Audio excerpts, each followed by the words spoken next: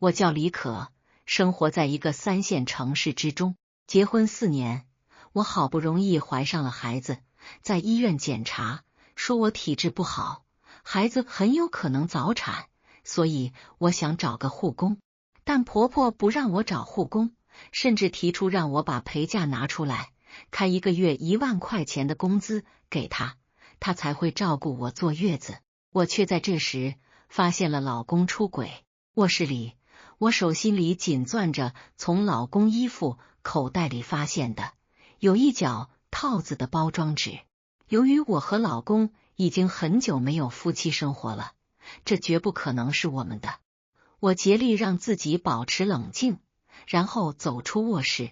客厅里，婆婆的尖锐声音传来，回荡在空气中：找什么护工啊，李可，你别以为现在怀个孕就能把自己当祖宗了。她的话语里充满了不屑与刻薄。除非我死了，否则你找什么护工？你宁愿把钱给外人赚，也不肯给我吗？1个月给我1万，我来伺候你坐月子。我的手始终在颤抖，面对老公的背叛和婆婆的蛮横要求，我的眼泪无法控制的滑落。这些话竟然是从我侍奉了4年的婆婆口中说出的。我和宋江是高中同学，那段青涩的岁月里，我们就开始了恋情。尽管高中时因此被请过家长，受过处罚，但我们始终坚守在一起。从大学毕业、结婚，到如今的怀孕生子。婆婆，我走进客厅，脸色苍白，打断了她的责骂。请护工是怕您累着，您年纪也大了，累坏了身体可不好。哼！婆婆双臂环抱，不屑的冷哼一声，说得好听，心里说不定怎么诅咒我这老太婆早死呢？怎么会？我挤出一丝苦笑。依我看，你就是太娇气了，请护工干嘛？有我就够了。想当年我怀松江的时候，上午生完孩子，下午就下地干活了。婆婆嘲讽地说：你就是懒。我低头不语。我懒，家里的家务几乎都是我一个人做的，休息日的早中晚饭也都是我准备的。我在心中苦笑了几声。好了好了。宋江放下手机，打圆场道：请护工确实没必要，妈的能力不比那些护工差。现在你不再工作了，我们得减少开支。我明白了。宋江的心早已不偏向我了。我双手紧握，咬住下唇，默默点了点头。于是婆婆开始负责起我的饮食起居。第2天，宋江还假装关心的嘱咐婆婆要好好照顾我，照顾我肚子里的孩子。如果我不知道他出轨了，或许我还会感动的擦着眼泪说谢谢老公。但现在这一切都只是讽刺和笑话。婆婆只是啊的点头，仿佛一切话语都渗透不进她的心底。随后，宋江在我耳边轻声叮嘱，要我照顾好自己，并强调在任何紧急情况下都要先给老公打电话。我报以微笑，轻轻推他出门，目送他渐行渐远。若未发觉那张泄露秘密的包装纸，我恐将一生都被这朦胧的迷雾所笼罩。宋江刚一离去，婆婆的面色就悄然生变，由原本的无表情转为阴郁，让人心生警惕。她边吸烟边提出预付工资的要求，尽管我曾多次恳请她戒烟，但她却置若罔闻。我无奈开窗，只盼能减少些室内烟味。面对婆婆的强硬态度，我虽然内心忐忑，但仍是态度坚定地拒绝了她。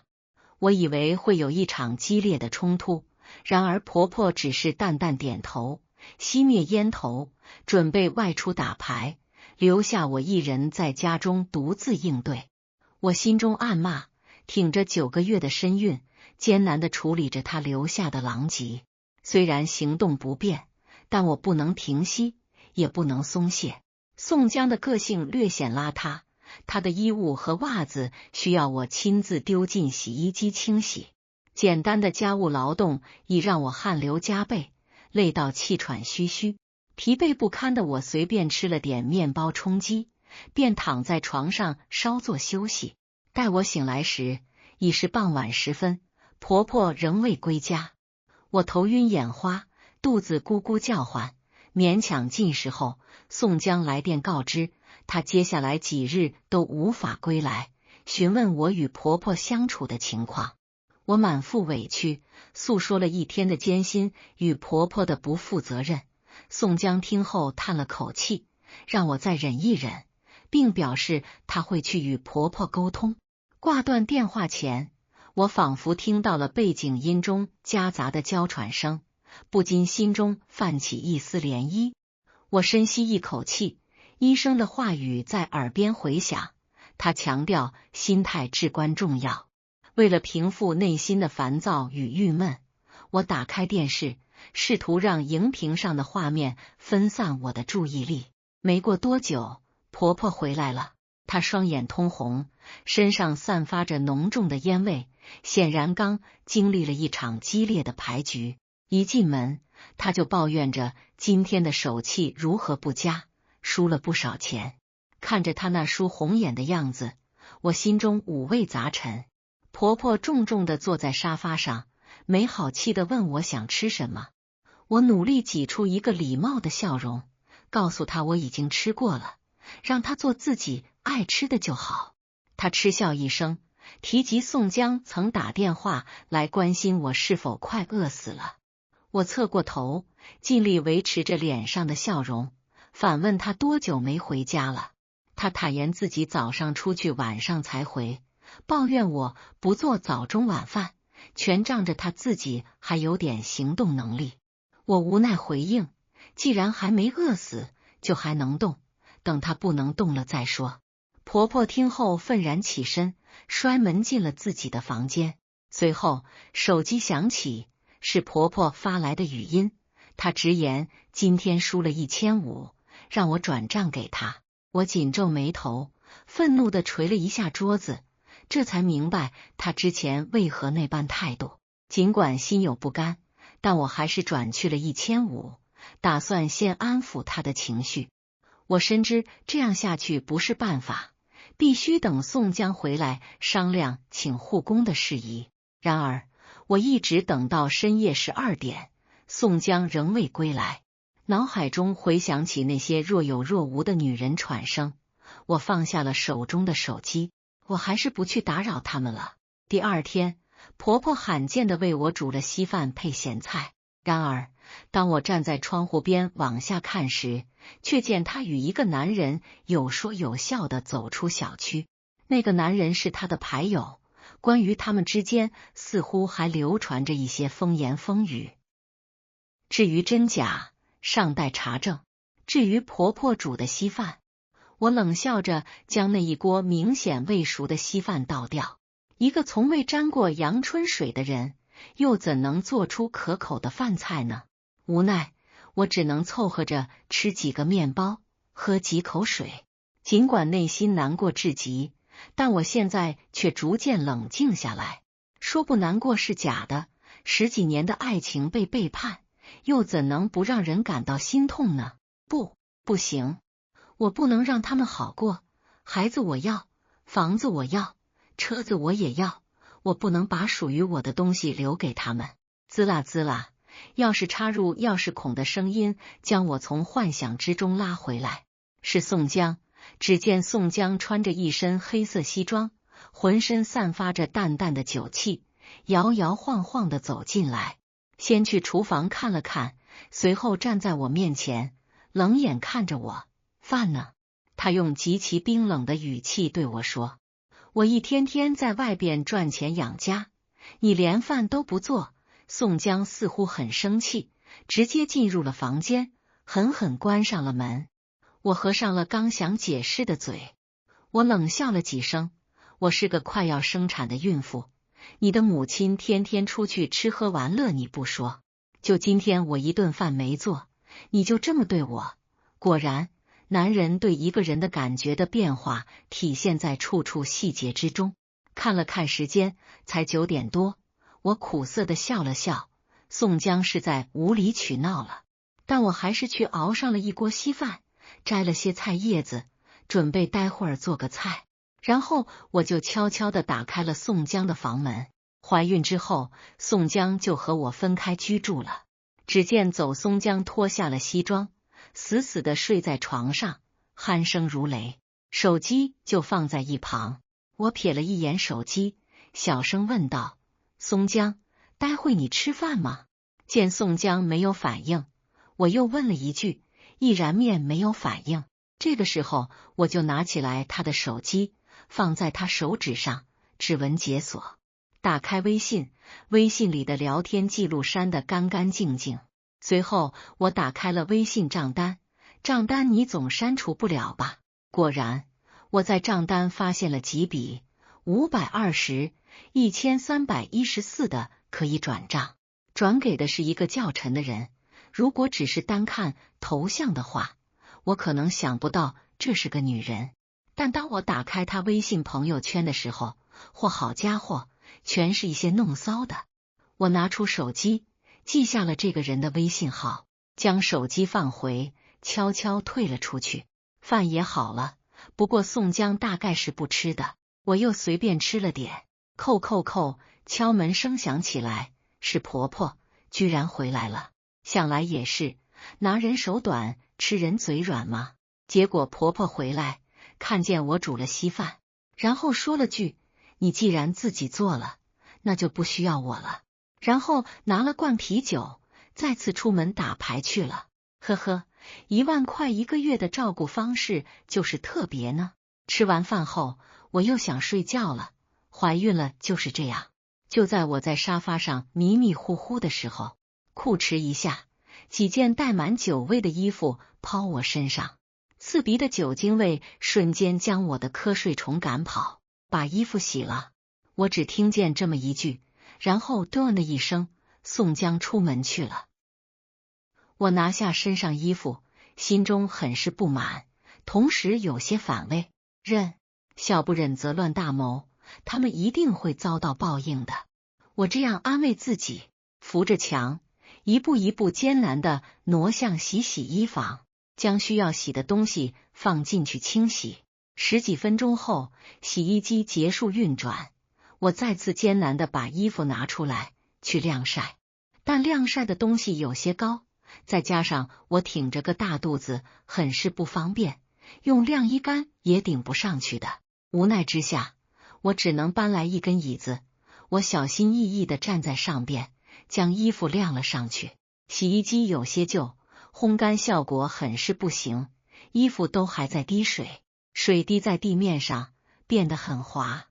我再次心惊胆战地缓缓弯下腰，一只腿放下去，另一只腿也缓缓地往下挪。由于重心全在挪下来的那只脚，地面上又全是水，我脚下一滑，摔倒在地，随即肚子传来一阵阵剧痛，深入骨髓的刺痛，一阵阵疼痛从我的肚子里传来，好痛！我强忍着立起来，挪动身体，朝着客厅桌子上的手机移动去，身下不断流出血液来，随着我的挪动，在地板上擦出一道血红色的痕迹。我摸到手机，第一时间给120打去电话，说清楚地方之后，我几乎用尽了全身力气，蜷缩在一起，双手捂着肚子。孩子，你可千万不要有事啊！我的意识逐渐模糊，只见几个穿着白大褂的人将我抬走。睁开眼，是陌生的天花板，耳边还有心律机运转的声音。环顾四周，我在医院，身旁站着个小护士。孩子呢？孩子可以再要，您要先照顾好自己。小护士没有正面回答。我的双手死死抓住了床单，豆大的眼泪止不住往下掉。没了，我对未来的美好幻想全都没了，破灭了。你怎么这么不小心啊？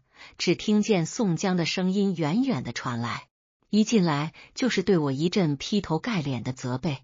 李可，你为什么这么不小心啊？你知道我们是多不容易才怀上孩子的吗？呵，我冷笑一声。你还知道多不容易啊？要不是为了给你洗衣服、照顾你，我会流产吗？要不是你阻止我请护工，我会流产吗？都是你的错。我的眼睛布满血丝，恶狠狠地看着宋江。宋江本来还想说什么，看见我满眼通红，到了嘴边的话都咽下去。你好好休息。他随后落荒而逃。宋江，我大声吼道：“你们给我等着啊！”我声嘶力竭的吼道，这一声用尽了全身力气。随后我整个人瘫软在床上。不，我忽然想到一件事，9个月的孩子怎么可能因为我摔了一跤就没了？不可能。第二天，婆婆和宋江都没有来，就等着我自生自灭。我心中没有任何波澜，都在我的意料之中。婆婆、宋江，等着瞧吧。滴滴滴，电话铃声响起，居然是我的家人。喂，姐。电话那边传来我弟的声音。怎么？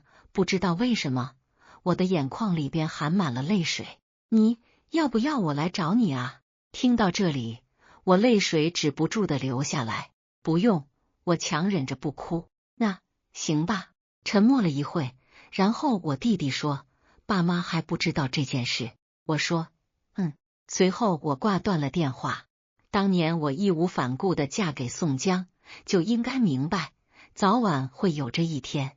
我孩子流产的原因到底是什么？宋江一家必须付出代价，我不能倒下。我认真做完了月子，已经迫不及待想要开始我的报复计划。我回到家里的时候，家里边一片狼藉，发臭的袜子，没洗的碗筷，苍蝇到处飞。我只当没看见一样，收拾了一下我的东西，将大部分物品寄回家去了。看了看时间，现在才下午2点多，婆婆估计又是在打牌，至于宋江，肯定又是在外边鬼混。然而我看向楼下的时候，意外发现了个人，那是婆婆的牌友，或者说绯闻男友。每天下午，他都会在小区里边下象棋。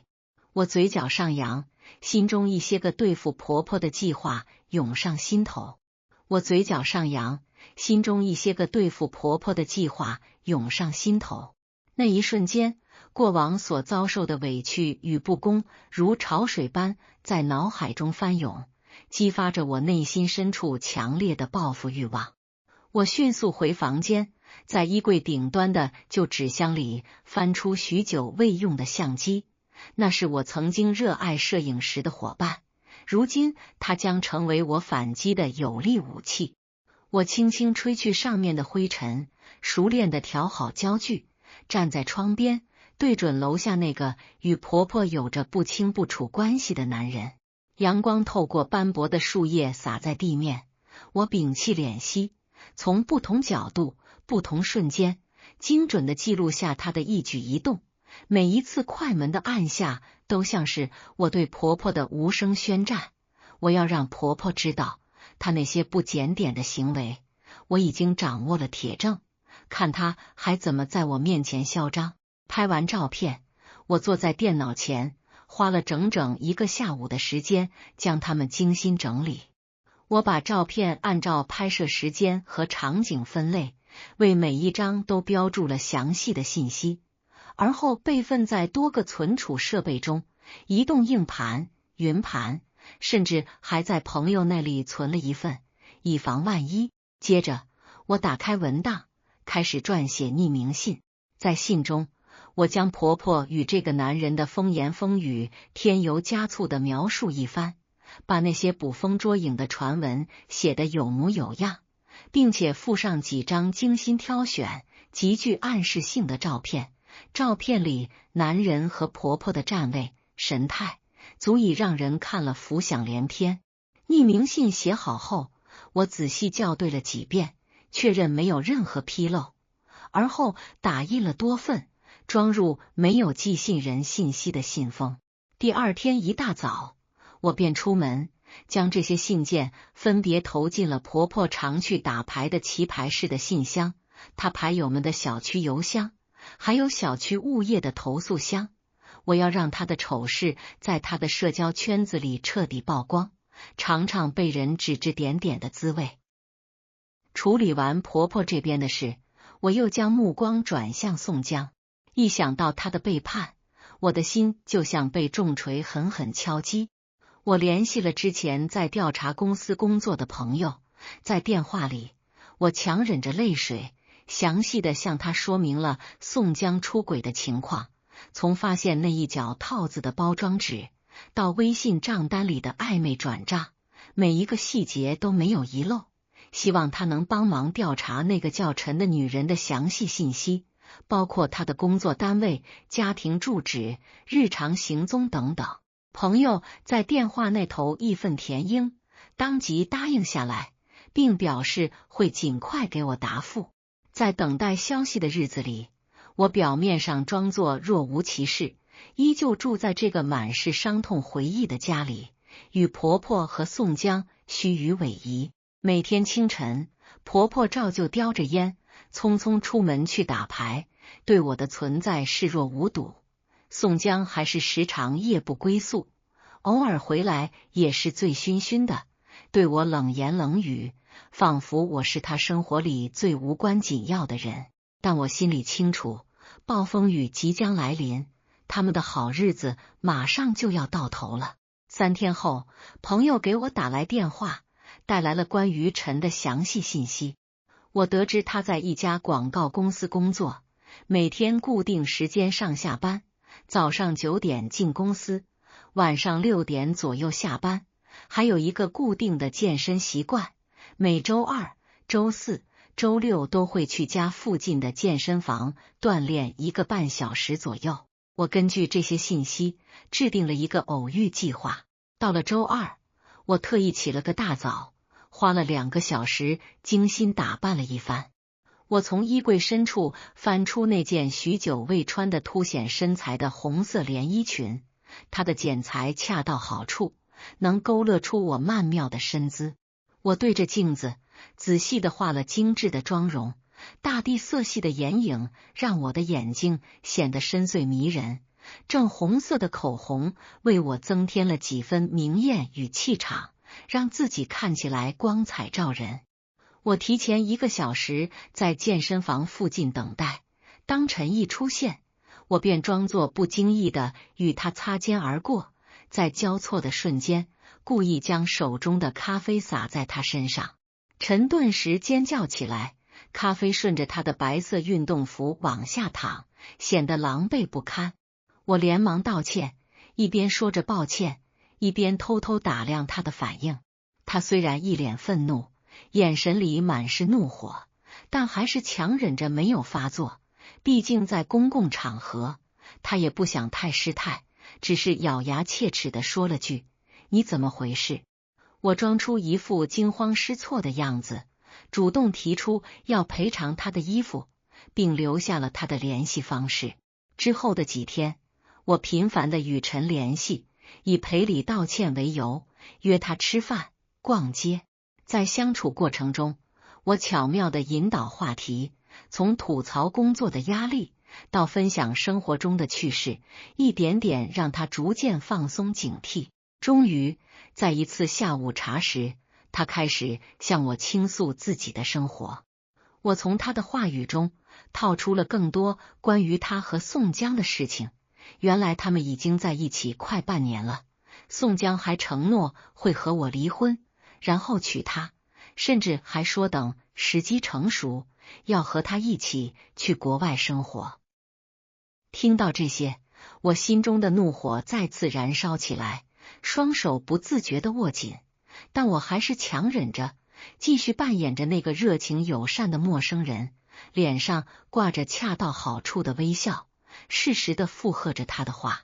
与此同时，我寄出去的匿名信开始发挥作用。婆婆在棋牌室里，往日那些和她谈笑风生的牌友们，如今都对她投来异样的目光，窃窃私语。棋牌室老板也委婉地提醒他注意自己的言行，以免影响生意。小区物业也找他谈了话，询问他与那个男人的关系，警告他不要做出有损小区风气的事情。婆婆开始变得慌张起来，每天回家都骂骂咧咧，在家里四处翻找，怀疑是我在背后搞鬼，但又拿不出任何证据。她气急败坏地冲到我面前，恶狠狠地瞪着我，质问道：“是不是你干的？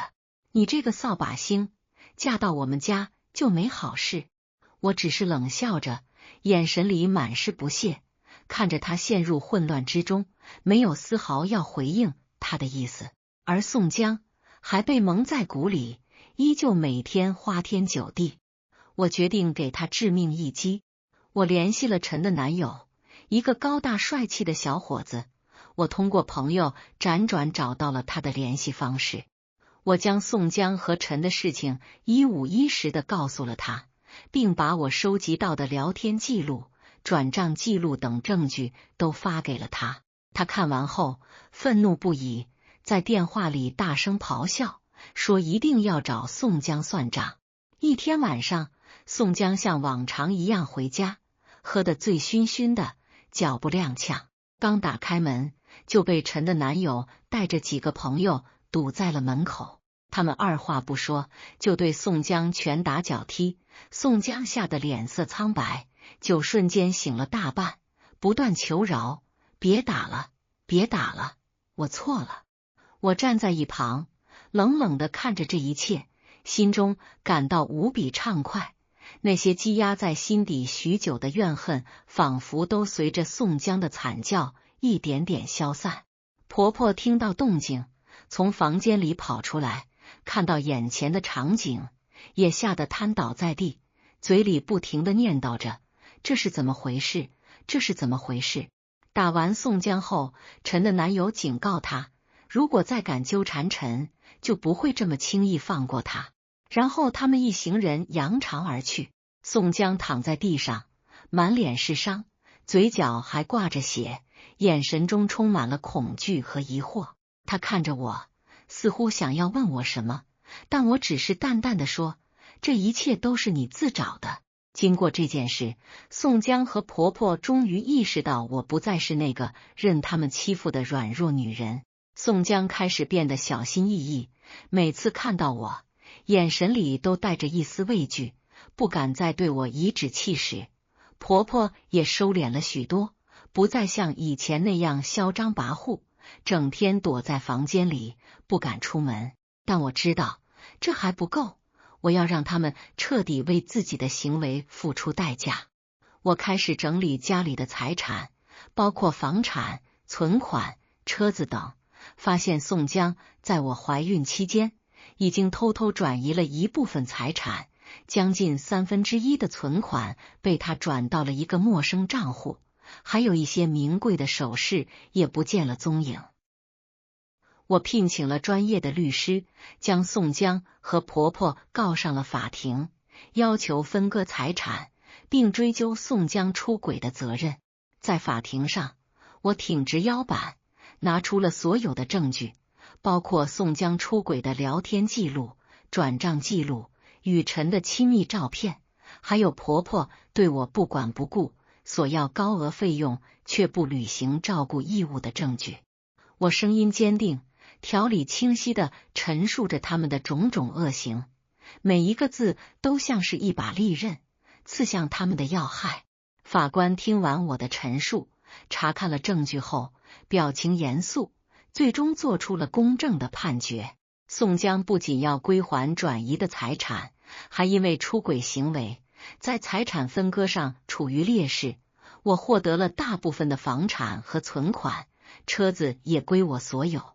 婆婆也因为她的恶劣行为受到了法庭的批评，她坐在被告席上，脸色苍白，眼神空洞，往日的威风荡然无存。最终，我成功地夺回了属于我的财产，将宋江和婆婆赶出了家门。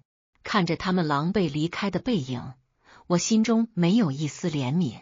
我知道自己终于从这段痛苦的婚姻中解脱出来，迎来了新的生活。离婚后的我回到了自己的家乡，和家人团聚在一起。父母看到我回来，眼中满是心疼，他们紧紧地抱住我，仿佛要把我这些年受的委屈都揉碎在怀里。在家人的支持和鼓励下，我重新开始找工作，努力生活。我精心制作简历，投递到各个心仪的公司，参加一场又一场的面试。经过一段时间的努力，我在一家不错的公司找到了一份适合自己的工作，从事市场营销相关的工作。在工作中，我充分发挥自己的专业能力和细心负责的态度，逐渐在工作中崭露头角。我负责的第一个项目就取得了不错的成绩，为公司带来了可观的收益，得到了领导的表扬和同事们的认可。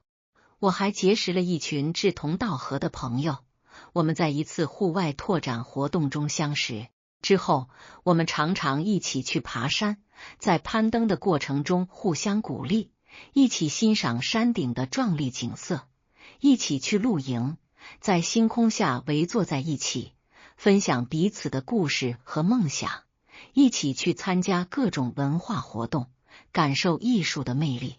他们陪伴我度过了许多快乐的时光，让我重新体会到了生活的美好。日子一天天过去，我逐渐走出了过去的阴影，脸上重新绽放出自信的笑容。我知道未来的路还很长，但我已经有足够的勇气和力量去面对一切。曾经的伤痛让我变得更加坚强，我相信自己一定能够创造出属于自己的美好生活。在一个阳光明媚的周末，我独自来到海边，海浪拍打着沙滩，海风温柔地吹拂着我的脸庞。我闭上眼睛，深吸一口气，感受着大海的辽阔与包容。那一刻，我仿佛与过去的自己彻底告别，所有的痛苦、怨恨都被大海吞噬。我睁开眼睛，看着远方波光粼粼的海面，心中充满了对未来的期待。我知道，从现在开始，我将踏上一段全新的旅程，去书写属于自己的精彩篇章。在公司逐渐站稳脚跟的我，肩头的责任愈发沉重，负责的项目如潮水般不断涌来，工作的挑战也呈指数级增长。某一天，公司高层带来了一个令人振奋又倍感压力的消息，成功争取到一个大型合作项目，其涵盖多个领域的整合营销，在业内引发了广泛关注，竞争之激烈堪称白热化。作为这个项目的主要负责人，我瞬间意识到，这不仅是一次向公司、向行业证明自己的绝佳契机，更是我职业生涯迈向新高度的关键转折点。项目筹备阶段，我仿佛被一股无形的力量驱使，开启了连轴转的工作模式。晨曦微露，城市还沉浸在宁静的梦乡中，我已悄然坐在办公桌前，柔和的台灯照亮了堆满文件的桌面。我静下心来，仔细梳理当日的工作任务，手中的笔在笔记本上飞速舞动，列出详细的待办清单，每一项任务都标注了优先级和预计完成时间。这张清单如同我的作战地图，指引着我在忙碌的一天中精准前行。白天的公司宛如一个高速运转的巨型机器，而我则是其中一颗忙碌的螺丝钉。我如同上了发条一般，在各个部门之间马不停蹄地穿梭。在市场部的办公室里，我与市场专员们围坐在一起，热烈地讨论宣传渠道的拓展方案。我们对着铺满桌面的市场调研报告和媒体分析资料，反复商讨如何精准定位目标客户群体。为了实现最大范围的曝光，大家各抒己见，从社交媒体平台的选择到线下活动场地的筛选，每一个细节都经过了深入的探讨。有人提议利用新兴的短视频平台进行创意营销，有人则认为与行业内知名的线下展会合作能更直接地触达目标客户。我认真倾听每一个人的想法，不时提出自己的见解和疑问，在思维的碰撞中，方案逐渐完善。紧接着，我又匆匆赶到设计团队的工作区。设计团队的成员们正对着电脑屏幕，专注地构思着海报设计和宣传视频的脚本。我站在他们身后，与他们一同审视每一个设计初稿，从海报的色彩搭配到宣传视频的镜头语言，每一个细节都不放过。我鼓励设计师们发挥创意，突破常规，力求展现出独特且吸引人的视觉效果。这个海报的主题元素还不够突出，能否再放大一些，让它在众多宣传资料中脱颖而出？我指着电脑屏幕上的海报初稿说道。设计师们纷纷点头，迅速投入到修改工作中。办公室里只听到键盘敲击声和鼠标点击声。随后，我来到技术部门，与技术人员们协调线上平台的搭建与维护工作。在技术部门的会议室里，投影仪投射出现上平台的架构图。我与技术团队的负责人详细讨论每一个功能模块的实现方式和时间节点。这个线上互动环节的技术实现难度较大，我们需要增加一些开发资源，确保在项目上线前能够稳定运行。技术负责人皱着眉头说道。我立刻与相关部门沟通，协调资源调配，确保技术支持万无一失。在与技术人员的交流中，我努力理解那些复杂的技术术语，以便更好地协调工作，保障项目的顺利推进。回到会议室，与团队成员商讨方案细节时，气氛变得热烈而紧张。会议室里常常充满激烈的争论，大家为了一个观点、一个策略各执一词。我坐在会议桌的首位，耐心倾听每一个人的想法，鼓励大家畅所欲言。我认为这个促销策略可能会对品牌形象造成一定的影响，我们是否可以考虑一种更温和的方式？团队中的一位成员提出了自己的担忧，另一位成员则立刻反驳道：但是目前市场竞争激烈，如果不采取一些激进的促销手段，我们很难在短期内吸引大量客户。我认真倾听着双方的观点，然后引导大家从不同的角度思考问题。我们能否找到一个平衡点，既能够吸引客户，又不会损害品牌形象呢？在我的引导下，大家逐渐冷静下来，开始共同探讨解决方案。通过综合各方意见，我们不断优化方案，力求做到尽善尽美。夜幕降临，整座城市被璀璨的灯光点亮，宛如一个梦幻的世界。然而，公司的办公室里却只剩下我一个人。窗外的霓虹灯闪烁，映照在我疲惫但专注的脸上。我对着电脑屏幕，眼睛布满血丝，却依旧全神贯注地不断优化策划案。从活动主题的拟定到促销策略的制定，每一个字，每一个标点都反复推敲。我逐句朗读策划案，仔细品味每一句话的语气和逻辑，确保文案既能准确传达项目的核心信息，又能吸引客户的注意力。长期的高负荷工作让我疲惫不堪，身体的酸痛如影随形，脖子和肩膀僵硬的仿佛失去了知觉，精神的压力也如同大山一般，压得我有些喘不过气。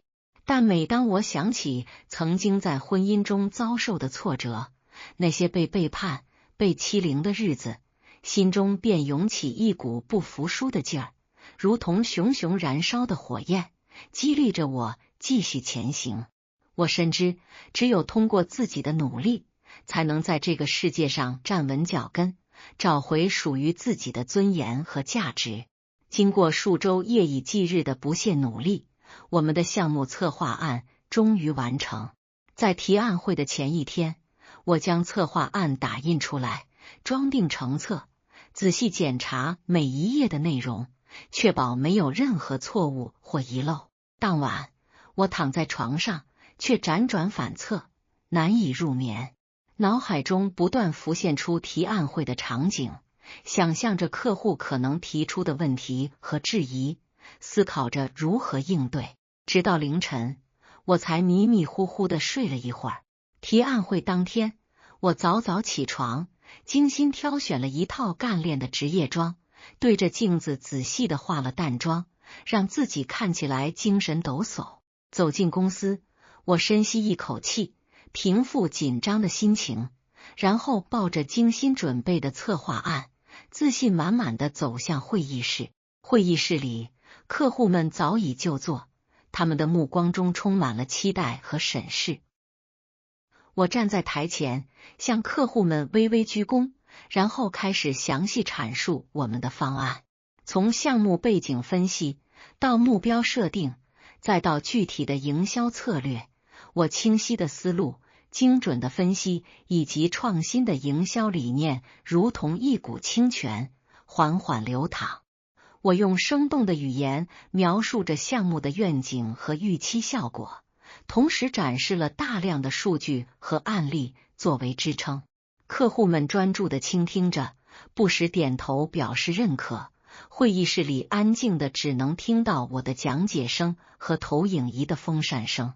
在讲解过程中，我敏锐地捕捉到客户们的眼神变化和细微的表情动作，根据他们的反应及时调整讲解的节奏和重点。当我提到一个创新的营销亮点时，一位客户眼中闪过一丝惊喜，我立刻详细展开阐述，解答他可能存在的疑问。提案会持续了2个多小时，当我最后一页 PPT 展示完毕，会议室里响起了热烈的掌声。那一刻，我心中的一块大石头终于落地，我知道我们成功了，最终成功拿下了这个重要项目。项目执行过程中，困难和挑战接踵而至。项目初期，资源调配出现了严重问题，部分合作方临时变卦，拒绝提供原定的资源支持，导致项目进度受阻。得知消息后，我心急如焚，但我深知不能慌乱。我立刻召集团队成员，召开紧急会议，重新评估项目情况，制定应对方案。会议结束后，我四处奔走，重新联系合作伙伴。我逐一拜访潜在的合作方，向他们详细介绍项目的前景和优势，寻求他们的支持。在与一家关键合作方沟通时，对方对项目的风险表示担忧，犹豫不决。我耐心地向他们解释我们的风险应对措施，展示我们团队的专业能力和过往成功案例。经过数小时的谈判，终于说服了对方，达成了合作意向。在短短几天内，我成功解决了资源调配危机，确保项目能够继续推进。项目中期，宣传效果未达预期，市场反馈平平。我又带领团队紧急调整策略，对宣传渠道和内容进行全面评估。我们通过数据分析发现，线上宣传的互动性不足，导致用户参与度不高。于是，我们迅速增加线上互动环节，策划了一系列有趣的线上活动，如抽奖、问答、用户创作分享等。同时，优化线下活动流程，增加现场体验环节，提高活动的吸引力。那段时间，我每天只睡3-4个小时，累了就靠在办公室的沙发上眯一会儿，醒来继续投入工作。团队成员们在我的带领下，也都充满干劲，大家齐心协力，加班加点的工作。